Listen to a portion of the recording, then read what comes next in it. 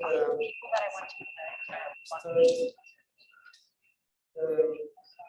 evening, everyone. Thank you for coming, for the ones in person. Thank you for everyone else having the lecture online. It is a great pleasure to have Guilherme Machado back here at Roger Williams.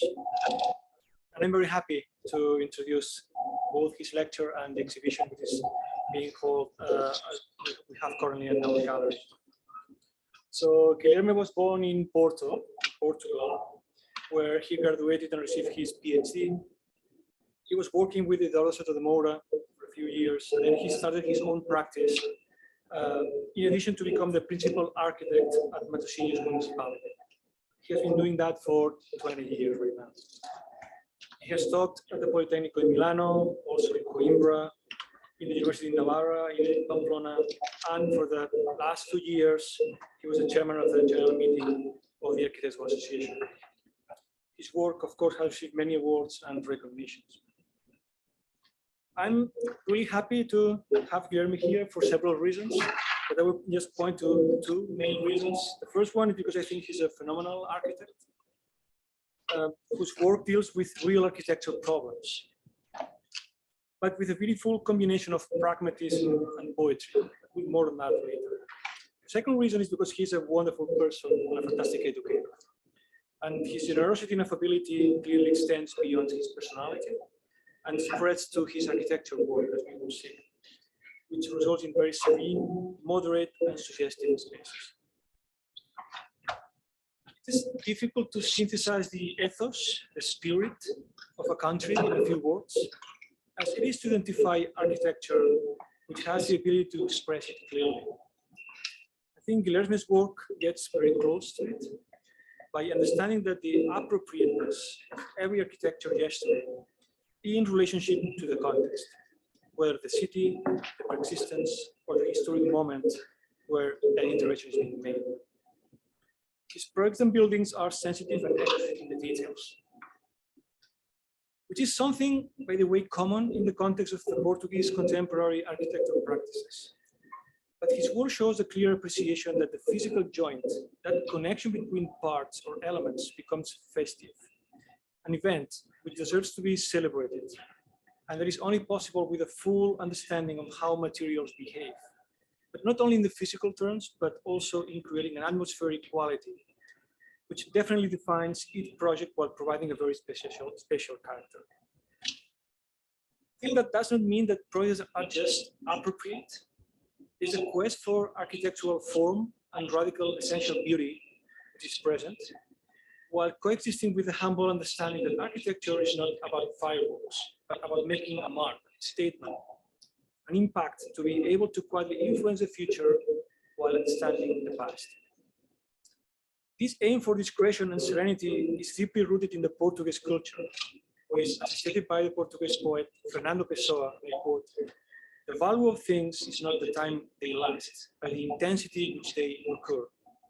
That is why there are unforgettable moments." I think we will see that intensity in his architecture, and I hope you will all appreciate that as a value to aim for in our current historic moment context. Guilherme, thank you very much for coming and for sharing your work with us in this lecture and the exhibition. I'm really happy, to have you here. So please, all of you, join me in welcoming Guilherme Machado back to the podium.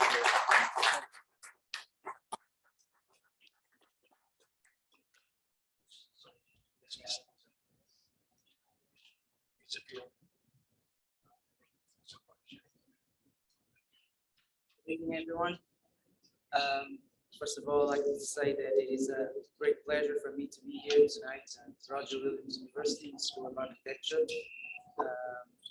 It is an honor to be able to cross the ocean to show you my work, and I would also like to thank the team, Mr. Stephen White and Owen, for the invitation and for especially the kind words and all the help, like when I to develop the exhibition that is open. I start by showing this image of a great building that unfortunately wasn't my design, of course. This is Saint-Georges Pompidou in Paris by Richard Rogers and Renzo Piano, and I show this image to address to the students. Also because as an homage to Richard Rogers, who passed away last December. But the main reason is to address the students because we know that an architecture course can be difficult sometimes and complex and very, it can put a lot of pressure in the students. And Richard Rogers, being the architect that we knew he was, also was an architecture student, and he attended the AA School of Architecture in London. And here we can read a report that his teacher wrote in his 4th year, which is not very promising. Of course, that I am not telling you to ignore what your teachers tell you. Don't do that, please. Your teachers will help you a lot. But I think that from this report, the most important thing to keep is that he has a genuine interest in and a feeling for architecture. And if each one of you feels the same way about architecture, I think that you have all the ingredients to become a true and passionate architecture. I think that the passion for architecture is what should move you, and the way you think architecture and you work architecture is very personal, so sometimes can be difficult to approach. So this is a message, and this thing about passion has also to do with this image that I took in Andrea Palladio's Villa Capra in Italy. And it's expressed in this family who was sitting in this bench for, I don't know, maybe more than 2 hours or so. And they were all drawing this amazing palace designed by Andrea Palladio. A palace with such beauty and scale regarding not only the size of the building, but also the proportion of its parts and with the whole. And scale and proportion is also something that I try to follow in all of my works. This specific work, a civic center in Matosinhos, use of proportion and scale and some architectural tricks that helped me find this particular and appropriate scale and relation with the context. When we look at this picture, we see a building that looks like a 4-story building, but in fact it's a 2-story building. And this is, I wanted to do it like this to get this relation with the context. For example, the windows are more or less the same size of the doors of the houses you see beside it. So if you imagine this with only 2 stories, it would be very disproportionate. And another thing that we also wanted to work with was this gradation of color, being a gradation in black and white on the outside and a gradation of color on the inside to create this contrast between outside and inside, promoting this surprise factor that I think it always brings something out of architecture. And this other project, the Garden Pavilion, the idea was also to come up with a material that would harmonize with the context, being the context of a garden full of trees and nature.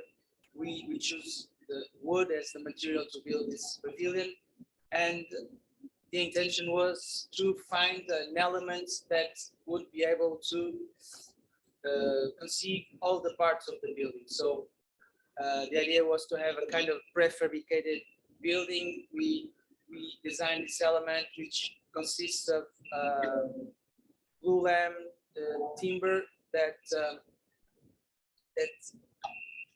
has a steel structure that bonds all the elements together, and this element, the final element, is used to make the floor, the ceiling, and also the vertical elements And so this is a repetition of an element that creates the building. This other project, Histórias Football Club, very different, and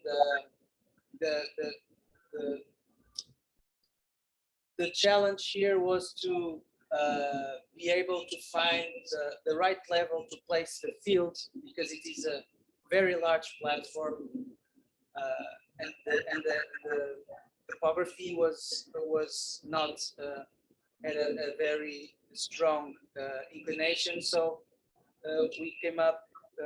The most reasonable thing to do was to put this platform at the mid-level between the highest and the lowest level.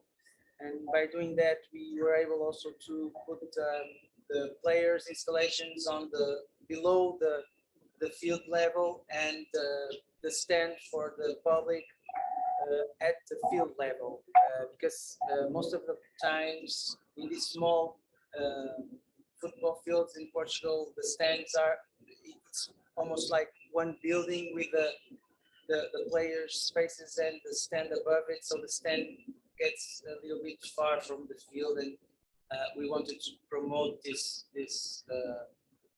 proximity between the public and the players. By doing this, we also shifted the stand forward, so what enabled us to create an entrance at this higher level for the public to the stand, and also we have an entrance on the lower level. This other project, Companhia Vinícola Portuguesa, it is the reuse of an old building which has now the Museum of Architecture, Portuguese Museum of Architecture. We call it Casa da Arquitetura, which means House of Architecture. And this was an old building used to store wine and then to export wine from here to all over the world. The building was originally built in 1897 and worked for about 30 years, and then was abandoned for more than 80. And during that time, we saw trees growing inside of the building's walls. And so in this project, we wanted to rebuild the building as it was originally, but of course, as it has a new program and new regulations to comply with, and also these trees that had already grown a lot, we had to make some changes to the original project. So we created these courtyards to be able to keep the trees, and so the roof it's receded, and we create this open courtyard that it's like an entrance to a gallery, and also this element in concrete that you can see, which is a stair that we needed to make in order to comply with the fire regulations. We wanted to make it in a very different material, so we would not confuse what is original architecture with what was our intervention. And so we also use this very abstract and plastic, almost sculptural language to create this difference between old and new. This pavilion, it's the most recent project. It's a very simple project. It's a pavilion used for the children to go there with their schools and learn how to deal with the streets and the cars. And it's a kind of a school directed to traffic and relation, all the things they need to learn about it. The shape comes from some functional needs, because the building is very simple. It has a concrete base, and then there is a steel structure on the inside that is covered with polycarbonate panels. And so in the summer, these polycarbonate panels would get the risk of heating up the inside of the building. So by using this shape, we managed to make that this cantilever creates shadow when the sun, in the summer, the sun is more vertical, so this cantilever creates shade to the facade, and at the same time we use these horizontal spaces created by the cantilever to make transversal ventilation of the building. So in a very natural way, the shape of the building controls solar explosion and ventilation. Of course, after finishing this project, I found this image. I swear it was only after I finished this project, but this is not an original shape. It has been used before. And it is very, very, very funny because this pavilion designed by Eduardo Cianesi to the Triennale di Milano, it's very similar. It has the same base and it has the same principle and logic, but you can see that there is also this ventilated area that makes this transversal ventilation, but at the same time the building is completely different because of its proportions. So it is the same building it's in a way, but at the same time it's totally different. And this is also to say that almost everything is invented. We are not inventing new shapes, because every time you travel you will find the things that you thought before have already been tested most of the times. So now I will show you a few house projects. This first one is the Valley House. It's a house that was built in a totally natural environment where untouched by man. And this created this very strong tension between natural and artificial. It reminds me of some references like this Stanley Kubrick's movie Space Odyssey. I don't know if you saw it, but at some point in a planet, very early in the planet, in the life of this planet, a very rational and orthogonal element, artificial element, appears in the surface, and this contrast between this rational element and nature is very strong, and in the movie it is what makes this the evolution of men. It makes a click by when the monkeys interact with this element.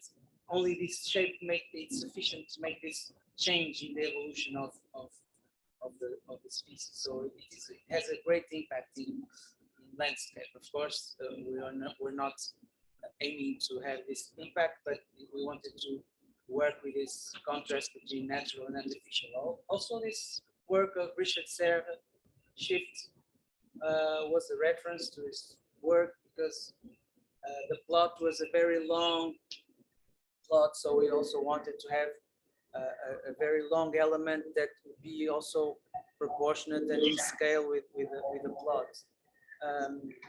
So as you can see, the house, it's very long. It's about 82 meters. I cannot tell you that dimension in feet. I don't know. On this side, there is the house, and on the opposite side, there's the swimming pool. Of course, to design the house, we always give importance to local and traditional references.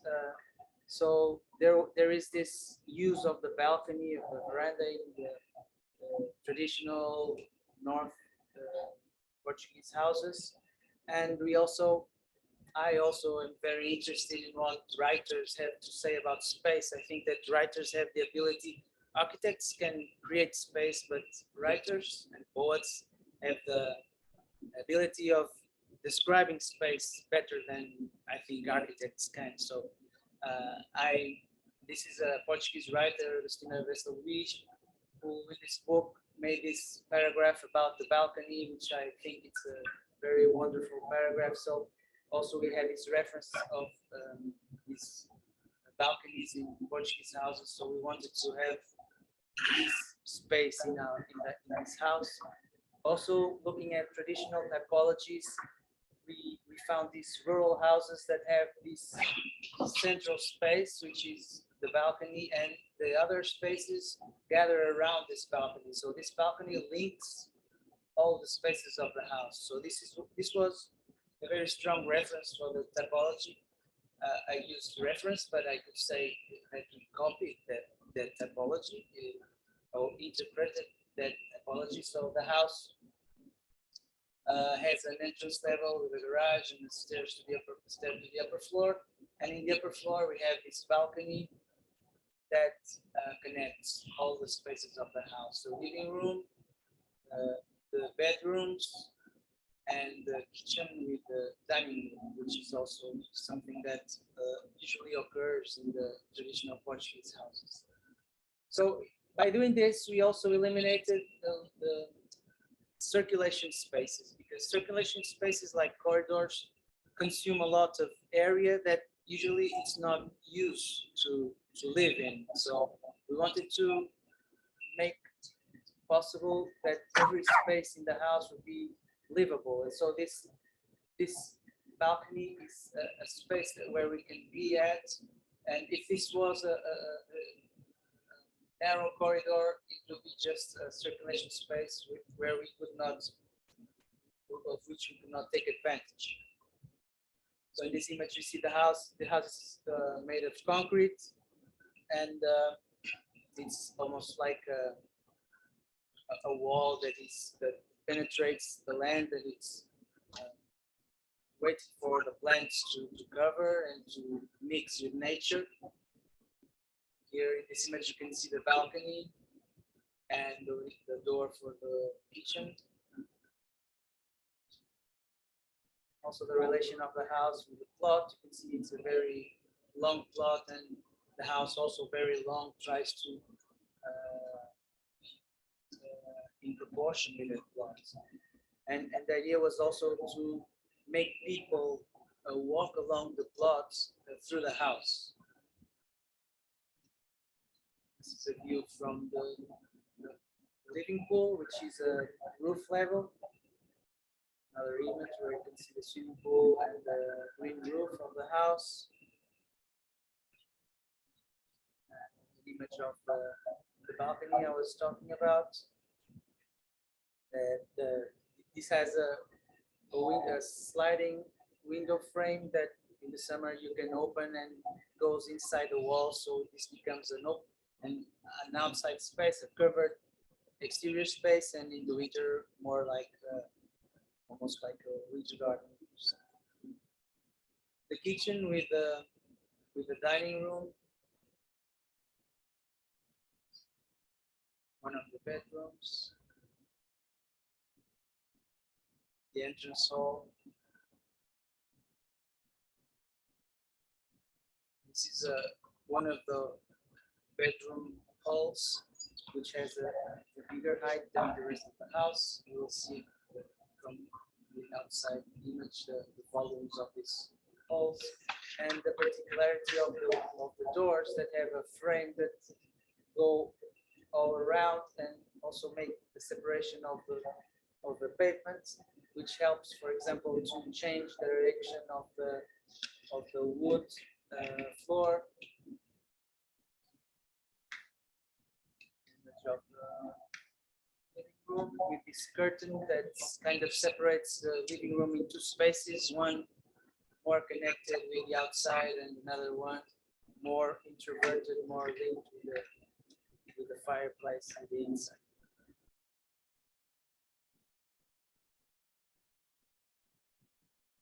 And in this image you can see the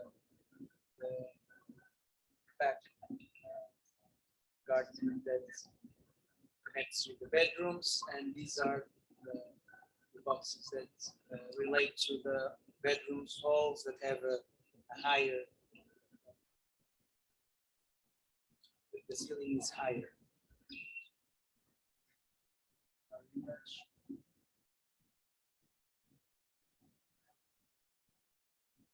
This is another house, João's house. It's in Porto, in an old area with old houses. It used to be a place where fishermen lived, and close to Douro River, which is the river that goes through Porto. And the house is where this old building is. This used to be a baker shop used by the neighborhood, and the idea was to make it into a house. This is an image from the inside. It has this wall that divided the shop from the part where they produce the bread, and the original plan. So people would come inside from the street, and this would be where the people would be received by the employees, and then this was where they produce the bread. So the idea was here was the oven, and the whole house was a closed space, like you can see here. There was no natural light coming from the roof. So the idea was to make another floor above it, and with 2 rooms. So we tried to maintain this kind of division that was original. So on this part, we designed the kitchen. We used this lateral corridor to make an entrance to the central part of the house, which is a living room. The area where the oven was, we created a small room, and we opened a small patio to bring light to the room and to this part of the house.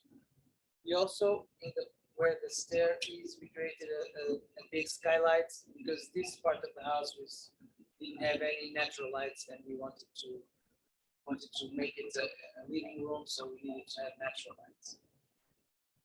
On the upper floor, we created 2 bedrooms, one that is connected with the street, and another one with the back part of the house with a small terrace, and one bathroom that connects with both bedrooms.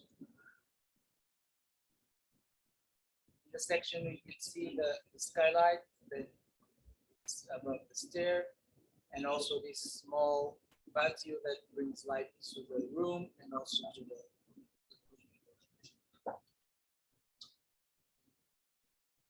So this is the house after construction.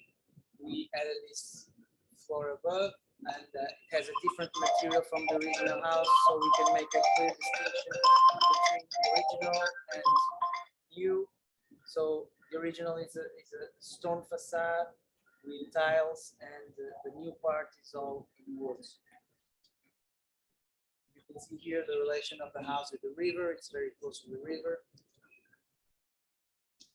The entrance, lateral corridor, the entrance to the living room. We painted everything in white so we could take more advantage of natural light. This is the new the separation between that we kept from the old building, but we had to redesign it. So we made this kind of cupboard that can be used by both sides. So you can have in one shelf the ingredients for cooking, and on the other shelf you can have books and other kind of stuff. Only the door is original. We kept this door and we put it in the same place where it was. The living room with the light coming from the skylight and from the door that opens to the patio. Another view of the skylight. So we kept all different materialities that of the space. There is walls made of stone, walls made of concrete, and we painted it all white to create this unity between these different elements and to reflect the light as much as we could. It's a staircase, the new room that opens to the small patio. Stairs to the upper floor. This was kind of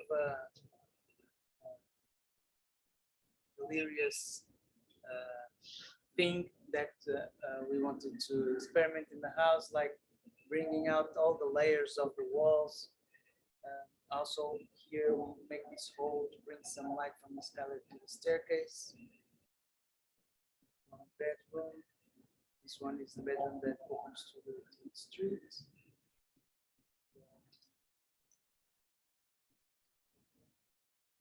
This is the passage to the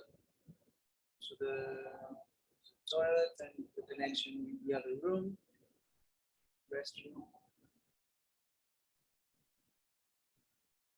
connection to the other room. This is the other room that opens to the terrace, and the door from the stairs and to the door that links to the bathroom, and the outside terrace where you can see also the hole from the small patio and connection to the laundry.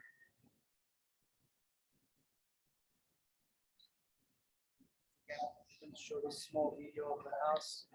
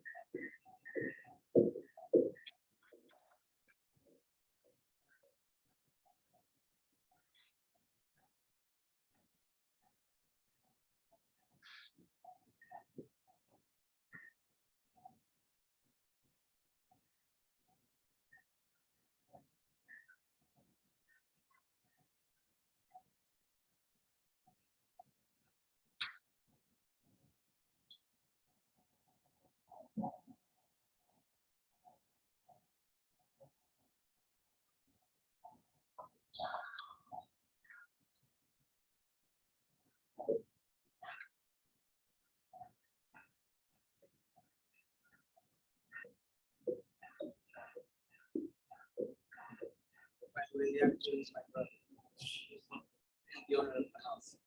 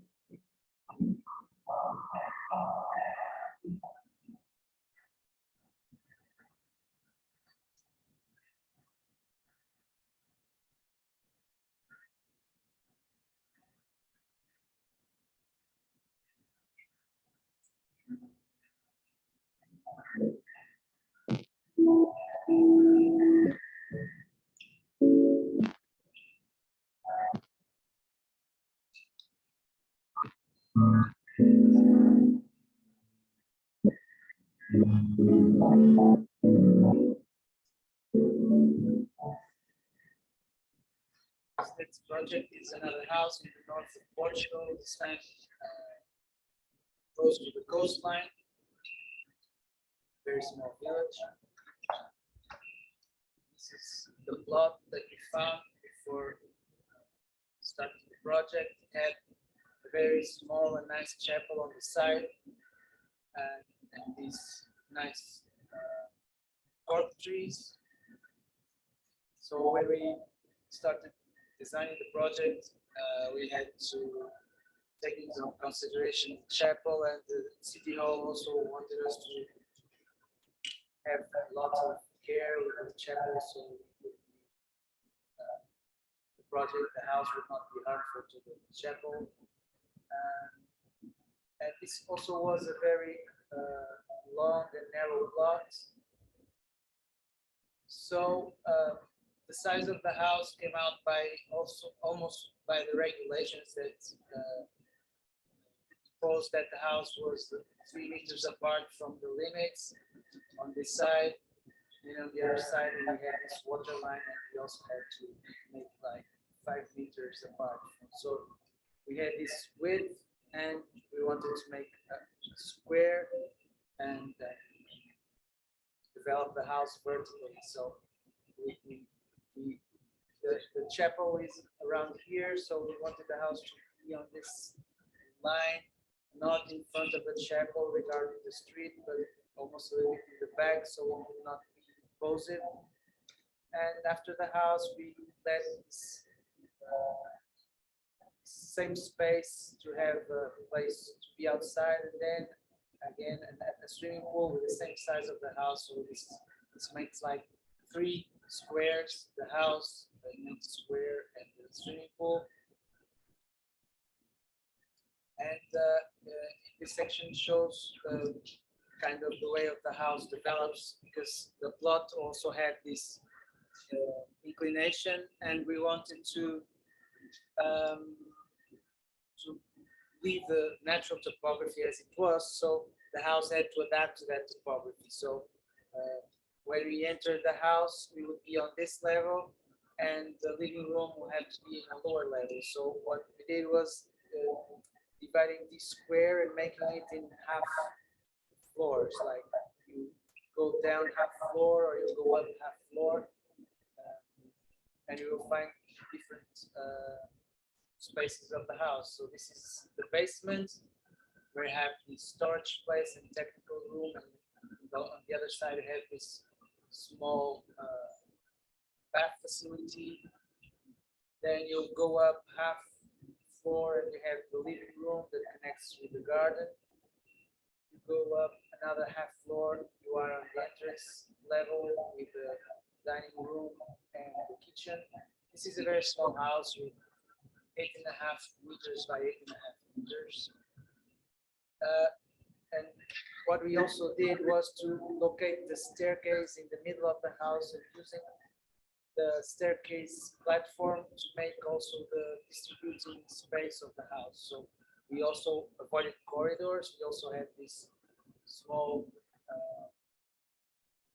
platforms that are connected with the staircase. So when you go up another half floor, you have 2 bedrooms and a bathroom. Go up another half floor, you have another bedroom with another bathroom. And the promenade ends up in the terrace, which has a nice view to the ocean.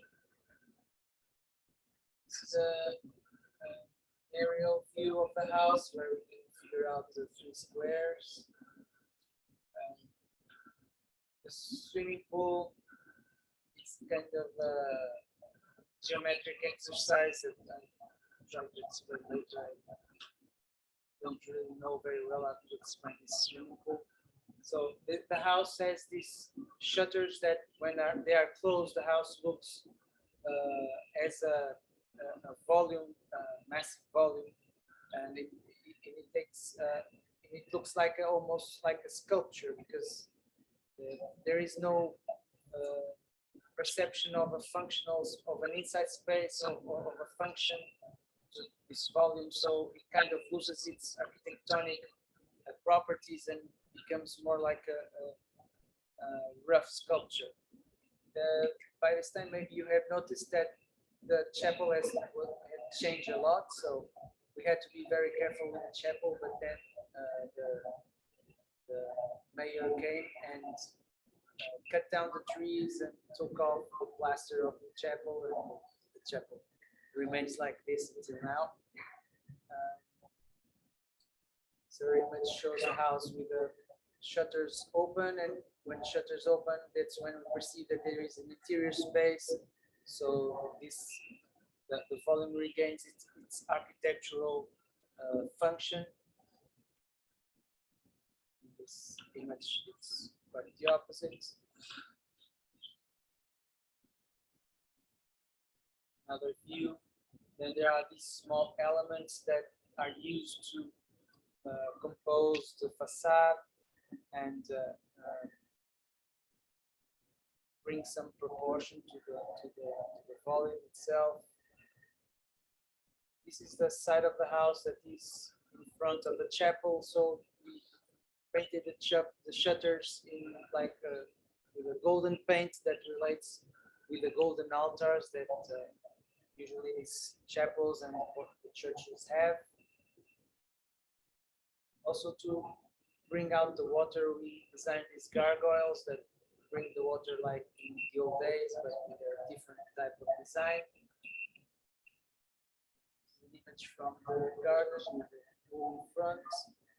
In the pool, we wanted to explore these shades that water gain by these different depths. If we have a bigger depth, the water gets darker, and if we have a very small depth, the water becomes more transparent. So what we did was to have this platform with a small inclination to the water tank, so the water comes to the corner and goes down by through these walls, and like this we can have this kind of different shades of the water. This is a detail of the gargoyle made out of copper. We managed to get these old stones that came from the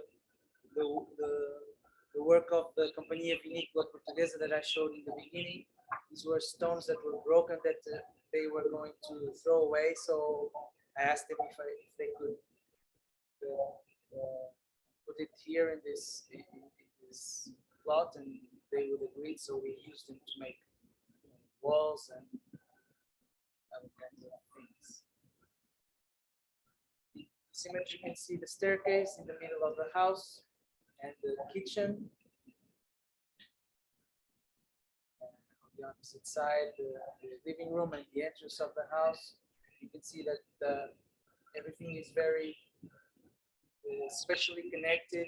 From the kitchen, we can see the room and half floors above and below. This is an image from the living room. Another image from the living room. I learned the connection to the garden and the fireplace. The bath facilities in the basement. The doors is something that we always like to try to design differently, because it's something that we can experiment with. These doors are like frames that are just opposed to the walls. They're not in between the walls. They are always on one side of the wall or on the other side of the wall. And in this image, you can see both cases. The door is on this side, and this one is on the other side. Another image of the staircase. Bathrooms. Bedroom.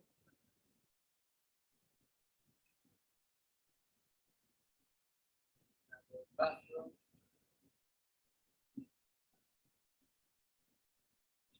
Staircase to the terrace.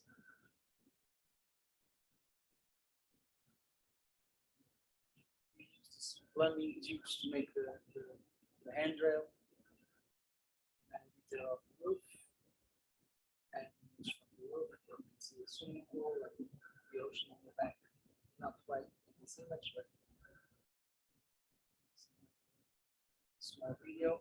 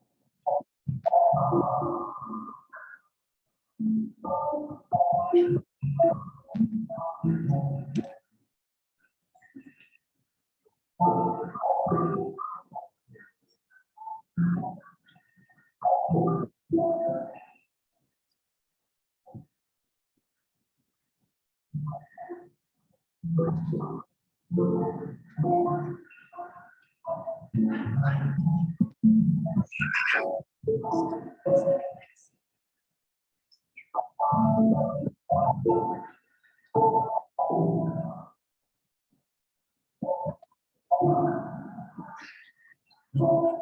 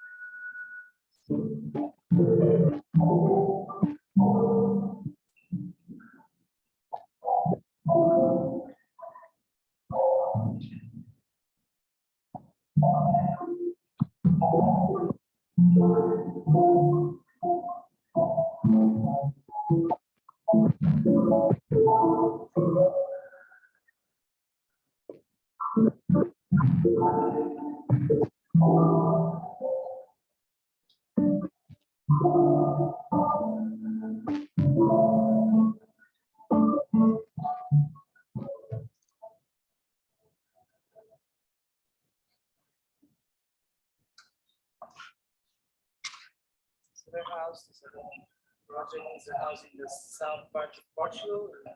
Desert is a very warm hot place, warm north. It is different kind of topography, much very smooth and not very there is mountains, very levels. And this is was also a very natural place with a small lake.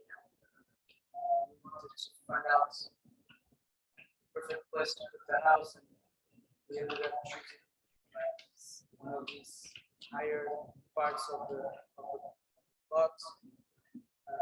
Also to avoid these lower parts where the water sometimes accumulates and that can be not very helpful for the house. So we planted the house in a spot with the view to the right. So here in the second part. To design the house, we always look for references and we very much like the traditional architecture because it has knowledge that has passed for a long time, years and years of experience in building houses in a particular place. So we have a lot of these monasteries with these arcades, and this particular monastery, monastery, had this kind of cloister that had only one story, and it had no building above it. It was just an arcade around a very beautiful garden. On the outside there was this amazing view, but this cloister is very close and turns its back to the view. So we wanted to as we also had a very beautiful view, we wanted to use this kind of logic, but we inverted the logic. So we inverted the cloister. We had the arcade on the outside to also have a protected path and to protect the house from the sun and the heat.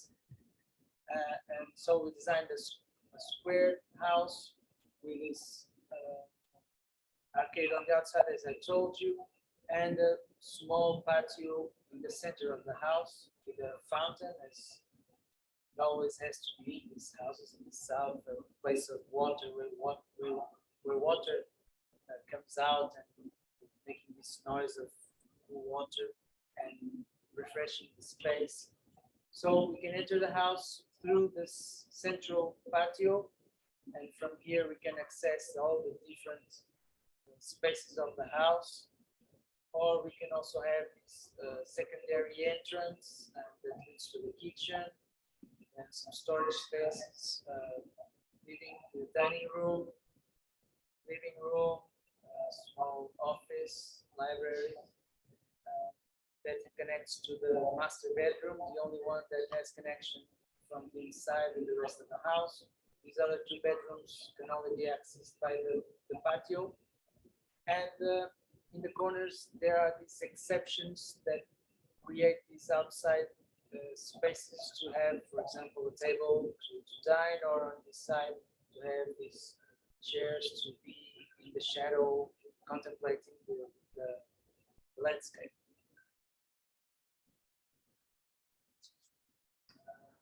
Here we can see the facade of the house with these arches that create this shadow that you can see, and also the pool, which is more like a water tank with this volume that is penetrating the ground. Section, we can see these outside spaces close to the dining room and the living room, the kitchen, and the central patio with the water fountain, and also the fireplace with the big chimney. This would be an image of the arriving to the house. See the house itself, the back, and this arcade that protects and shapes the facades of the house. It's the image of the central patio with the water fountain, and the entrance to the living room and the office, and connection to the bedroom. This is the living room, back, courtyard on the left, on the right, and the arcade on the left, and an image of the house from the swimming pool. And now the last project, which is a grave that was designed for a 3-year-old boy that had died, and so this design, because of the age of the boy,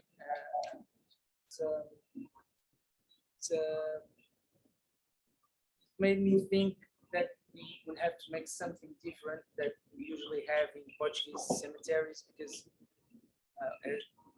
by what I have seen, your cemeteries are very big green lawns, very pleasant lawns, but in Portugal cemeteries are something quite heavy with stones, and it's nothing very pleasant. So I thought about the parents of the boy going to see him and looking at this very heavy view. So at the same time, I was also thinking that we teach children that when they die, at least some of us, when they die, they go to heaven. But in fact, what we do is that we put people underground. So I also wanted to change a little bit this image, the emotion that it creates. So once again, I was reading something of another Portuguese writer that has very beautiful texts about space, and this one is in Portuguese, but I will try to translate. She says that St.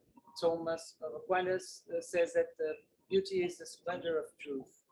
By the quality and degree of the work's beauty that we build, we will know if we live or not with truth and dignity. The work of man is always a mirror where conscience recognizes itself. The word here, the significance of the sentence and the word mirror made some click. So the idea became to have this mirrored glass on the ground that would reflect the sky. And so when we look down, we would see the sky. So it would be kind of heaven on earth. It's the sky on earth. So we designed a frame with this mirrored glass above, something very simple. Technically, it is the traditional grave with a stone, and then we put a frame on top of it with the mirrored glass. So this is what it looks like. It works very well when the day is cloudy and windy, because you can see the movement. That's why I call it the kinetic grave. It's the movement of the clouds, and it's quite a metaphysical experience almost. By this picture, you can also see the atmosphere of the traditional Portuguese cemetery and the contrast between these graves.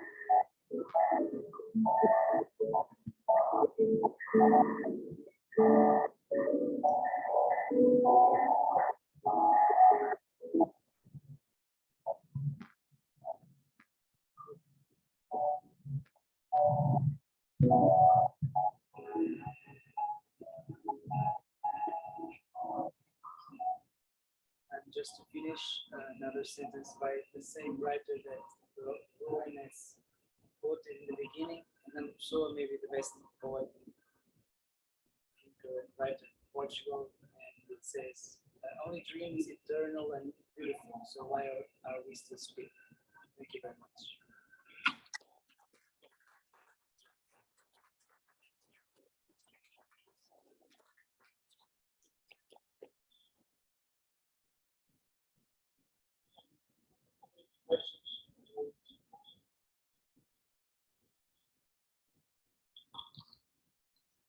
Can I ask a question? Sure. It's very interesting to think about the very beautiful, sort of austere, modern Portuguese architecture. And then there's the Mandarin style from before that I sort of never understood how that evolved from like dripping with ornate surroundings and openings and then to this very austere sort of minimalist modern architecture. When did the ornaments sort of go away? Well, I think that I'm not sure if I can answer this properly, but I think that this didn't happen only in Portugal. I think that all through Europe there was this change in architecture, and I think that it was with the when modernist architecture appeared. I think, and it wasn't surely in Portugal that it happened. It was in Europe. We can read Adolf Loos' text, with the famous text "Ornament is Crime,"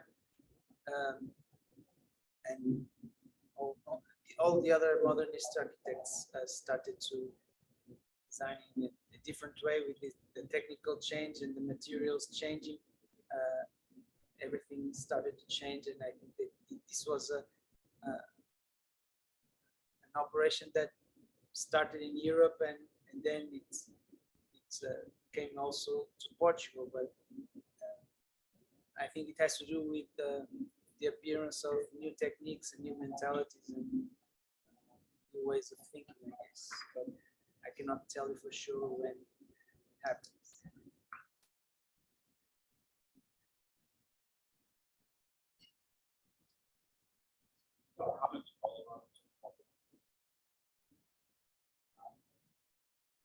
I think on the software branch, several projects have got really strict. Grade is kind of, I would call it essential. Its essences. Okay. It is not producing. Grade, sky, and light, change, all becomes part of the project. It may be achieved with minimal means, but it has a fullness and a scope that is bigger than itself. Thank you.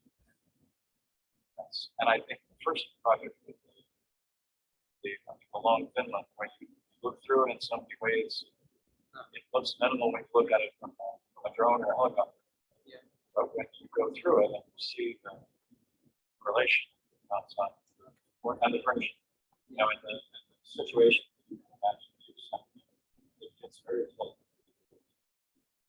Which I think is better than not critiquing what you said necessarily, but I think this dynamic. I fully agree with what you say, not regarding my work, but regarding all the works that really can go to the essence and bring all these that really needs to be there to make the project. And for this grave, it's the smaller project I have, but I think that it's the most accomplished. I think with a very small element, I think we can bring a lot of emotion and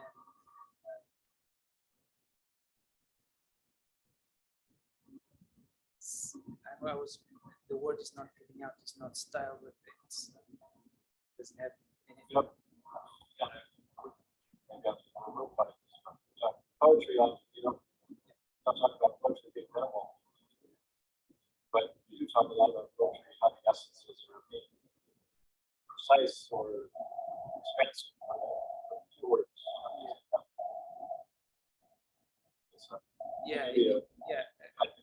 That's it's that poetry. Referring to poetry is very dear to me because I also think that poetry is maybe the most evolved way of expressing humanity and art. Also, if you look at the exhibition, in almost every project there's a small quote of a poet or something, because I really think that architects can learn about them. They can learn a lot of poets. And I also think it's not very modest of me to say, but I also think there's a small project which is the one that I like the most. I think that it can bring thing more than the other projects, and it has to do with this way of looking at architecture.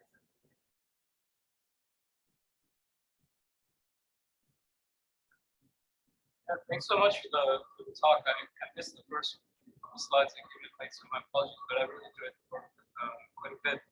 My question is, I guess, a little bit about your process, because at least from the work that you present, it seems like every project kind of has a different, I don't want to say origin, but like it sort of takes into account different things as a starting point, whether it's the history of the site that you're working with, the former bakery, to the response to the natural landscape, maybe to just the pure program or other conditions of the site. And so I'm kind of wondering, like, is that just sort of like you just come open to a project and say, like, these are the things that strike me, or maybe it's a traditional typology, as you mentioned a couple of times, that you're bringing to a project. And then the other thing that struck me about the presentation was the use of film and the way in which you present the work through film. And I guess I was also curious if, like, that's just a way of documenting or telling a story or projecting a narrative, or if it is in a way also like generative in any way for the work itself? Thank you for your question.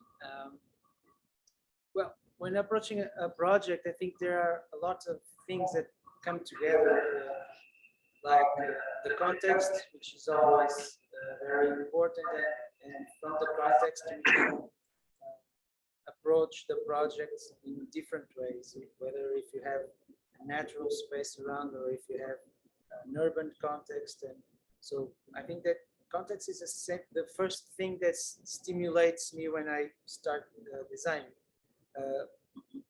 I also usually look for references, and also traditional architecture is very meaningful to me, and because I think that it has this accumulated knowledge that comes from centuries before, that a way of building in a specific place, people that know how the climate works in that place, how the materials work in that place. So I think it's vernacular knowledge that we should take advantage of and we should not ignore.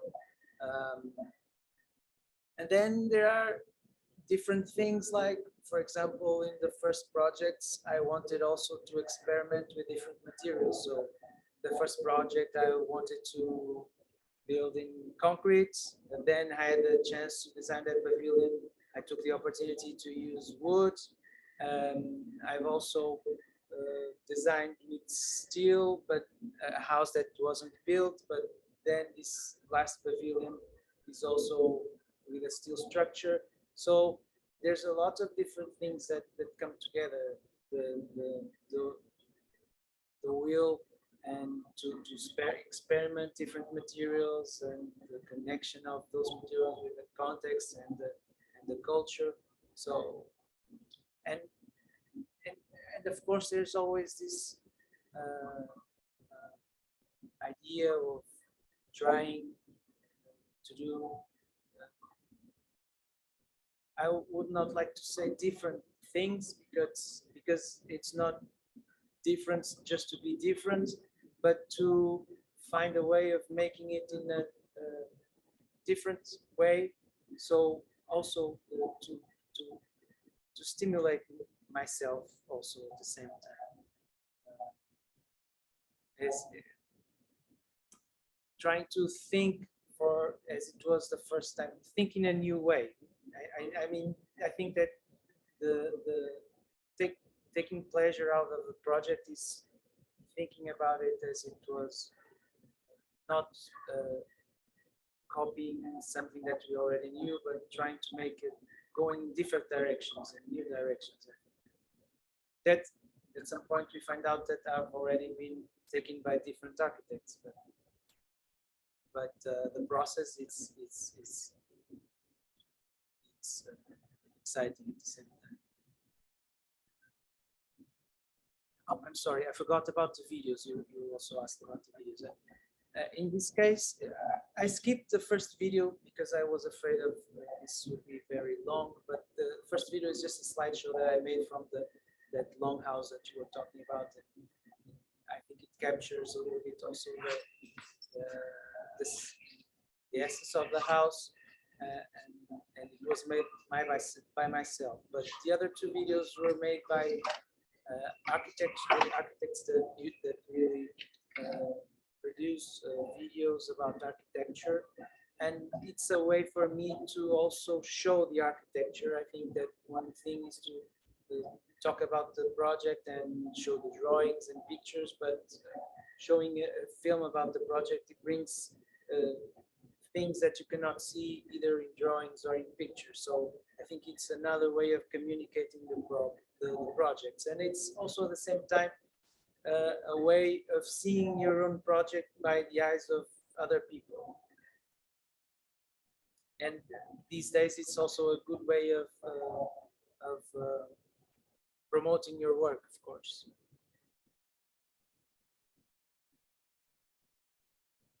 Yes. Short speculation. If you could expand on this. If I understood correctly, the last poem by Pessoa talks about dreams, right? And asks the question of, what are we talking about, right? It's like, Why are we still talking? why are we still talking? And I think that the language of your work is really powerful at many levels. Because perhaps there are two words that come to mind, which is one is continuity. The idea of continuity, materials continuity you just spoke about. But the other one is interruption. That every work somehow presents itself as a chance to interrupt our present and not only leave a mark or a trace, let's say, that the architect, but actually interrupt the way we see the world, which is the case of unfortunate project for the little kid. The tombstone that is no longer a tombstone, it makes us think about what it means in relation to maybe why are we talking about life and death. And that is also Octavio Paz talking about poetry. It's that moment of incandescence between life and death that we can only speak. So there's something very powerful at many levels. But it's also, in my mind, the fact that you not only accept but embrace the notion that the work of architecture is about presence. It's about making something present. Not only kind of a boundary, but actually a boundary understood as the place where something begins its presence. And I see your projects as really almost like very powerful interruptions, but actually very subtle interruptions. And they are always about presence. So I'd like if you can, and there's a couple more things that I observed that maybe comes from the tradition of the design levels where you bring the level of a light inside the interior and then the window allows you to change. So you go from the middle to go up, and in your bathrooms that you come through this and the glass that gets to the other line. So there's something about kind of the transformation of interior as a surface to the exterior as a stark, kind of volume. So these were many thoughts at once, but I'd like if you could expand on this notion in your own way about continuity, inside, outside, and materials, and interruption. It's the long line that interrupts the landscape and how you see those things. I think that, thank you for your question. I think that you were also referring to the fifth house, to the White House, I think. There are a few things that I think are very present in my works, which is, for example, contrast between outside and inside. For example, in the Civic Center with the black and white gradation on the outside and the color gradation on the inside. I think it is a very strong experience to go inside a building, come from the outside and go through a wall inside a building and experiencing the building inside. Also, so contrast is something that I usually like to explore, and also unity at the same time. And this unity could be mistaken with minimalism, I think, but unity is something different, I guess. It's, for example, in João's house, is having all those different materials in the walls inside and painting it all in white. You create this unity despite having these different textures inside the house. And also, for example, in the football field, by having only one color for the whole building, which is very big and different, with very different places, this color unity makes it more look like a mass that has been sculptured, and this is another word that I also like in my works, which is mass, to have something that looks heavy, that is, for example, Sana, the Japanese office, explores a lot lightness in their projects. It's very beautiful to see those projects that almost like seem to float. And I think in my case, until now, I usually explore heaviness and mass. And for example, in a fifth house, when the shutters are closed, it looks like a big block, a massive block. But then at the same time, when the shutters open and you go inside the house, you also have this contrast between the white cube, and when you go inside, you have almost like not typologically, but in terms of materiality, you almost have like a traditional house, and the colors of the frames and that element, that continuous element that you were talking about, are the colors that you can find in old Portuguese churches, for example. And then there's this other thing that I always try to have fun when designing architecture, or at least stimulate myself. And I kind of find a way of doing that by manipulating elements that we usually use in a traditional way, but trying to use them with variations. For example, that I don't know what you call it, to this element that also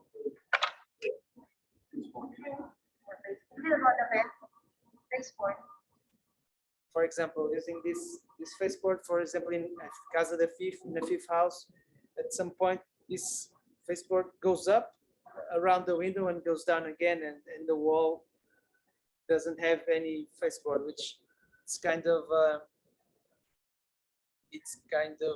something strange, because this element has a function. So when you make it go up and around the window, the space below that has that element, it loses, it gets fragile.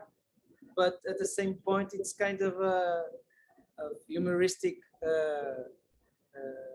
appointment. I don't know if you can say it like this.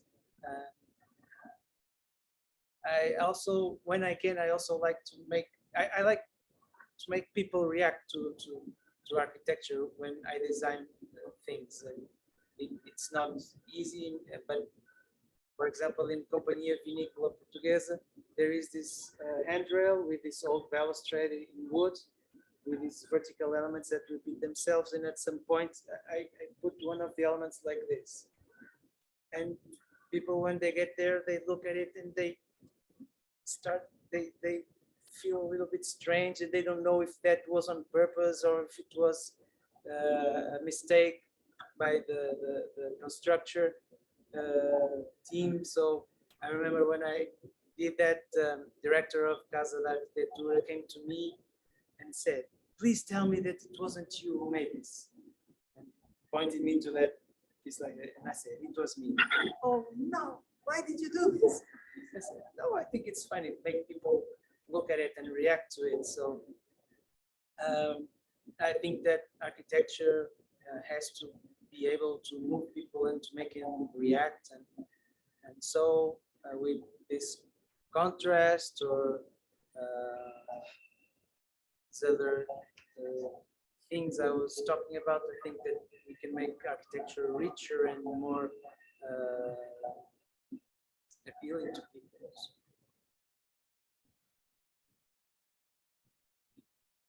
One last question. Yeah, thank you for your presentation. I really enjoyed your work, and I enjoyed seeing very much the close relationship to drawing and to the rigorous geometric order, and also a very kind of rich material sensibility. And my question maybe has already been answered, but I wonder if you could speak a little bit about your process with the construction trades, or the process that you have to go through when building the context that you have designed that. I'm not sure if I understood the question. So you designed, and then someone else builds the projects, right? And I think there is something evident in your work, in what you were explaining, that you take knowledge from the past, construction knowledge from the past, and so on. In a way, we interpret it to build these contemporary times that we are right now. But do you find ever a moment where building now, when with the sensibility of now and the past, how do you see your process with the building trades, with the construction?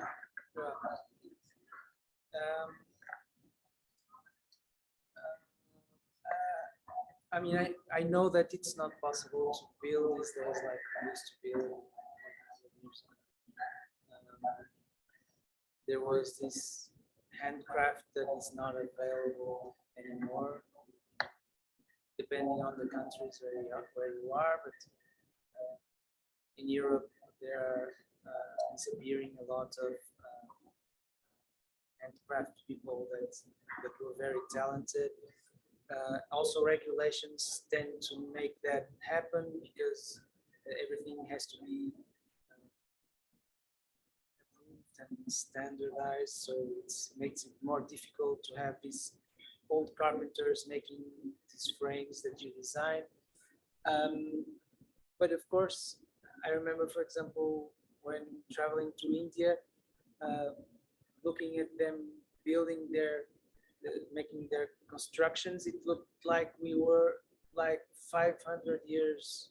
It looked like the same context that we would find in Europe like 500 years before, where you would see people working on the ornaments, carving and everything.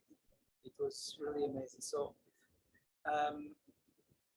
in my projects, I have the conscience that it's not possible to build like the old days, and I don't have also that idea in mind, but I always try to take advantage of the knowledge that past brings, and if I can if I have the opportunity of using those old craftsmen to build something or to design something, I will take advantage of it, because it's something that it's going to disappear and it's not going to be available. So when I enter a 19th century house in Portugal, I almost like see it more like a work of art than architecture, because you see those wood works that are not possible to make anymore. So I don't have the chance of doing it right now, but if I have the opportunity to take advantage of some of these men, of course I take advantage of it. I'm not sure if I answered your question. Yeah, I mean, I think you're designing some details that are not necessarily the typical details, even in our times. And I was more curious how you are, achieving those in the day-to-day basis with the contractors, with the building trades. Of your company or of the people who you work with. Well, you always find more and more resistance to what is different. When you bring a different detail, it's like it's a headache, because more and more they're used to do what's easier and everybody does. So of course it's also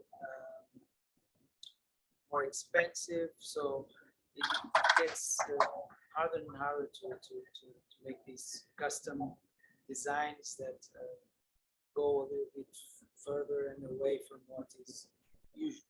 So I think the tendency is to get harder and harder in the future. But as long as I have the chance to do it, I will try to do it.